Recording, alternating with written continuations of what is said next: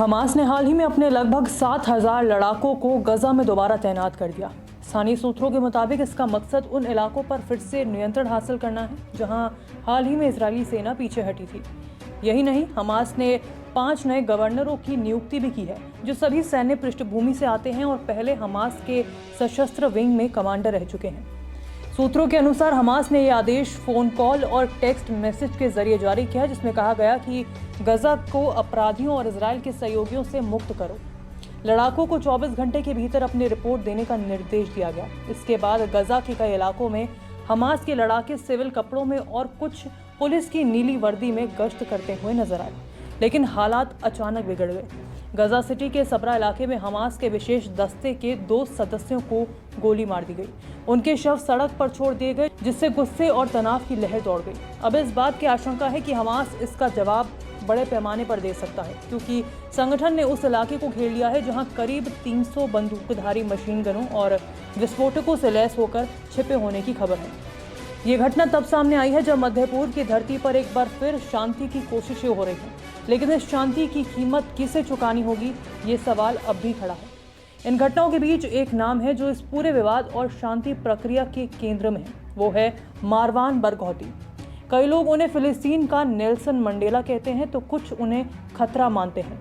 बरघौती इस समय Israel jail में हैं और उन्हें कई हमलों में शामिल होने के आरोप में 40 साल की जेल और 5 आजीवन कारावास की सजा मिली है। मारवान बरघौती एक प्रमुख राजनीतिक और सैन्य नेता हैं। इजरायल के खिलाफ कई हमलों में शामिल रहने के आरोप में बरघौती जेल की सजा काट रहे हैं, लेकिन उनकी लोकप्रियता जेल की दीवारों से बाहर तक फैली हुई है। वे प्रतिरोध और उम्मीद दोनों के प्रतीक बन चुके हैं।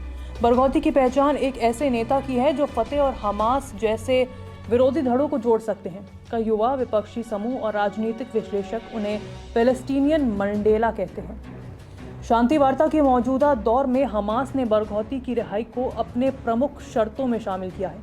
संगठन का मानना है कि उनकी आज़ादी से न सिर्फ जनता का भरोसा लौटेगा बल्कि शांति की राह भी मजबूत होगी, लेकिन इजरायल इस पर सहमत नहीं है।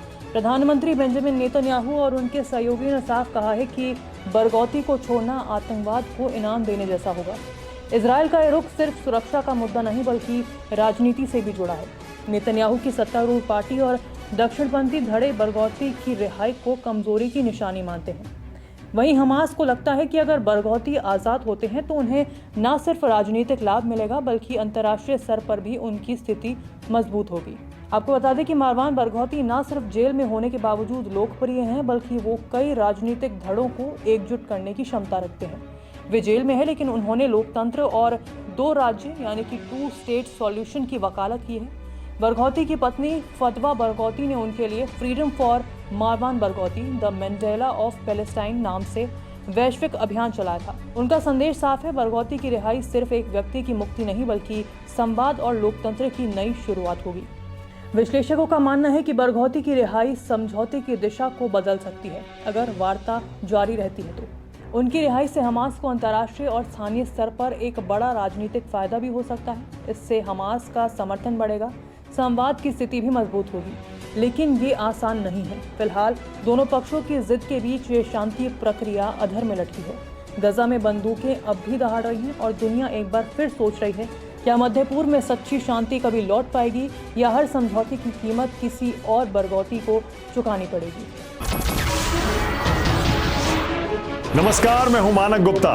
अगर आपको हमारा ये वीडियो पसंद आया हो तो इसे लाइक और शेयर जरूर करें, और हाँ, हमें सब्सक्राइब और फॉलो करना ना भूलें ताकि आप देश और दुनिया की कोई खबर मिस ना करें। तो जुड़े रहिए हमारे साथ और देखते रहिए न्यूज़ 24।